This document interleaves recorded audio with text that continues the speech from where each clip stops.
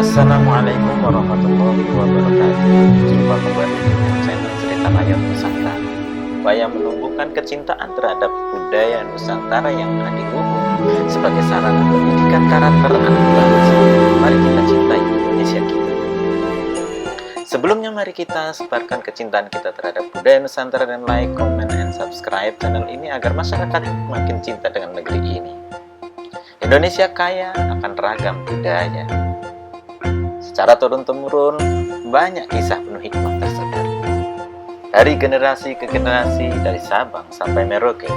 Pada kesempatan kali ini, kita akan mendengarkan cerita rakyat beserta hikmahnya.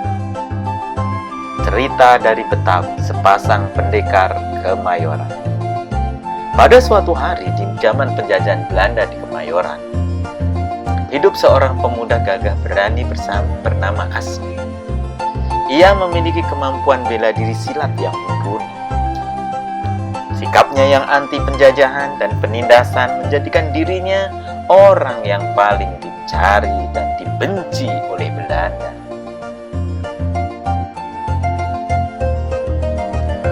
Penguasa Belanda selalu mencari cara untuk menangkap Asni. Suatu hari pagi-pagi di kampung Kemayoran geger. Rumah Babayong, seorang keturunan Tionghoa, dibobol perampok. Peristiwa itu menggemparkan seluruh warga Kemayoran.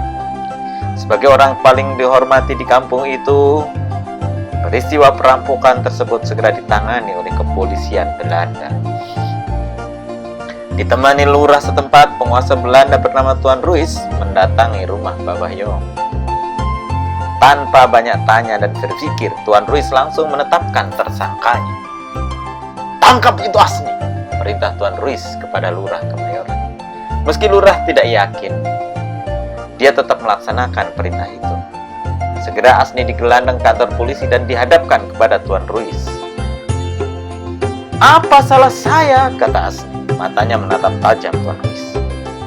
"Kamu telah merampok rumah Babayong," bentak Tuan Ruis. "Tidak, saya semalam di rumah, saksinya banyak. Semua orang juga tahu," sahut Asni. Namun sia-sia sanggahan Asni, dia tetap dimasukkan ke dalam kurungan. Asni diinterogasi dengan pertanyaan yang bertubi-tubi. Asni menggebrak meja, wajahnya merah menahan marah menerima semua tuduhan Belanda itu. Di luar, para tetangga Asni telah berkumpul. Mereka berteriak-teriak minta Asni dibebaskan. Asni pun akhirnya dibebaskan karena memang tidak ada bukti sama sekali. Tapi bukan Belanda namanya kalau tidak licik. Tuan Ruis tak puas gagal memenjarakan Asni. "Kau boleh bebas Asni, tapi ada satu syarat," kata Tuan Ruis sambil menatap tajam ke arah Asni. "Apa itu?" Asni sambil menatap tajam Tuan Ruis. Meski tak suka Tuan Ruis, Asni mencoba bertahan. "Kau harus bisa menangkap perampok itu. Jika tidak, maka kau yang akan dipenjarakan," kata Tuan Ruis. Meski tak setuju dengan syarat itu, Asni mengiyakan saja. Tanpa pamitan, Asni berlalu meninggalkan Tuan Ruis. Keesokan harinya, Asni pergi ke Marunda, tak jauh dari Kemayoran. Niatnya adalah ingin tahu sekiranya perampok itu berasal dari sana. Sampai di perbatasan Kemayoran dan Marunda, Asni dihadang oleh beberapa orang penjaga kampung. Pertengkaran mulut pun terjadi, dan pertarungan tak terelakkan. 5 orang penjaga kampung menyerang Asni. Asni yang jago silat tak kesulitan mengalahkan kelima pria tersebut. Kelima pria tersebut berlari menemui Kang Bodong, pendekar sakti dari Marunda. Kang Bodong merasa tersinggung ada yang bisa mengalahkan kelima anak buahnya. Tanpa banyak tanya, Kang Bodong langsung menyerang Asni. Asni hanya menangkis serangan-serangan Kang Bodong yang bertubi-tubi. Kang Bodong yang terus-menerus menyerang Asni dan mendapat tangkisan. Akhirnya kehabisan tenaga dan berhenti menyerang Asni. "Saya kesini hanya mau bertanya, Bang. kata Asni. Tidak ada maksud buruk. Asni berkata pada Kang Bodong, saya hanya mencari informasi tentang perampokan di rumah Babahyong. Asni yakin bahwa Kang Bodong tahu siapa pelaku. Belum sempat dijawab oleh Kang Bodong, tiba-tiba seorang gadis berlari menyerang Asni. Gadis tersebut sangat lincah dengan gerakan-gerakan tipuannya. Namun sayang, kemampuannya masih bisa dengan mudah dilumpuhkan oleh Asni. Gadis itu sangat malu manakala bajunya tersingkap tersangkut ranting pohon saat hendak menyerang untuk kedua kalinya. Dengan sigap, Asni menebang pohon tersebut sekali tebas dengan pedangnya. Gadis tersebut terjatuh dan Asni untuk kedua kalinya menolong gadis itu. Tubuhnya ditangkap oleh Asni. Asni tersenyum. Lumayan cantik juga, bisik Asni dalam hati. Gadis yang masih marah karena kalah tersebut makin tersinggung. Kenapa lo senyum-senyum? Cepat lepaskan, kata gadis itu ketus. Mira, hahaha. Kang Bodong memanggil gadis itu dan tertawa lepas. Mira adalah anak Kang Bodong. Dia tertawa melihat kelakuan anak gadisnya yang tidak terima dikalahkan oleh Asni. Kau berhak menikahi putriku, kata Kang Bodong sambil menatap Asni. Aku sudah berjanji akan menikahkan anak gadisku dengan pendekar yang berhasil mengalahkannya. Bagaimana, kau setuju?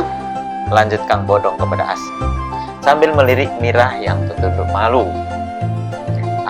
Asni terdiam, tak disangka niatnya ke Marunda untuk mencari perampok malah mendapatkan jodoh wanita pendekar yang sangat cantik. Bagaimana, kau setuju? Kata Kang Bodong mengulangi pertanyaannya.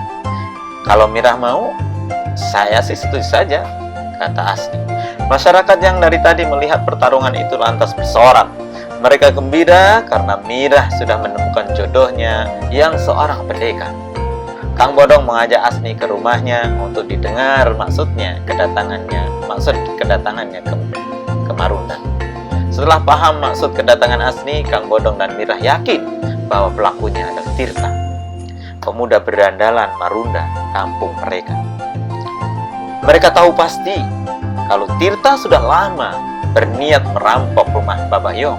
Singkat cerita, sampailah hari pernikahan Asni dan Mira. Pesta pernikahan berlangsung sangat meriah. Banyak tamu undangan yang berdatangan. Tak dinyana, Tirta si berandalan dari Marunda itu datang. Tapi kedatangannya membuat geger pesta. Dia bukan untuk memberi selamat kepada pengantin, tapi untuk membunuh Asni. Ia sudah mendengar kabar kalau Asni, menantu Kang Bodong itu, akan menyerahkan dirinya ke opas Belanda karena perampokan yang dilakukannya. Beruntung Kang Bodong sudah siap siaga sejak melihat Tirta datang. Dengan sigap Kang Bodong menahan tangan Tirta yang hendak mengambil pistol di balik bajunya. Terjadi tarik-menarik pistol antara Kang Bodong dengan Tirta. Naas bagi Tirta, pistol itu meledak mengarah ke ulu hati. Tirta tewas bersimbah darah. Masyarakat pun gembira dengan tewasnya Tirta. Lebih gembira lagi sebab kini di Kemayoran akan semakin aman. Ada sepasang pendekar yang akan menjaga kampung mereka. Sepasang suami istri pendekar itu hidup bahagia, menjaga Kemayoran dari segala kejahatan, baik dari perampokan oleh kaum berandalan maupun dari kekejian Belanda. Masyarakat Kemayoran kini merasa aman. Hikmah cerita: selama kita berada di pihak benar, tak perlu takut kepada siapapun. Pejuang pembela kaum tertindas selalu menghadapi kesusahan dan fitnah, namun manis pada akhir kisahnya. Siapa yang berbuat jahat meski pada orang yang sama jahatnya akan menerima keburukan sebagai akibat dari kejahatan. Memiliki ilmu bela diri menambah kepercayaan diri dan keberanian untuk membela kebenaran.